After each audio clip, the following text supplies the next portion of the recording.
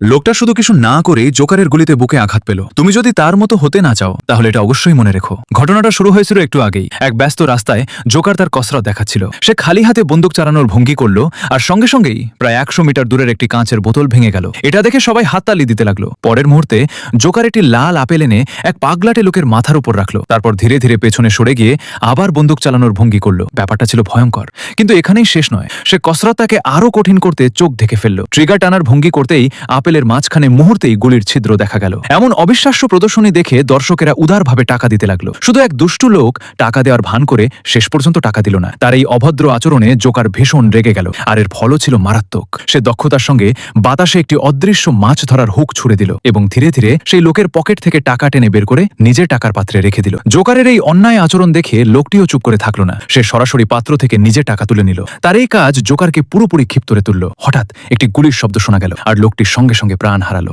এরপর জোকার আবার বন্দুক চালানোর ভঙ্গি করে স্ক্রিনের সামনে থাকা তোমার দিকে তাকালো। আর একটি গুলির শব্দের সঙ্গে সঙ্গে সেই পাগলাটে লোকটিও মারা গেল। এই গল্প আমাদের শেখায় ভয়ঙ্কর ও নিষ্ঠুর জোকারকে কখনো রাগানো উচিত নয়।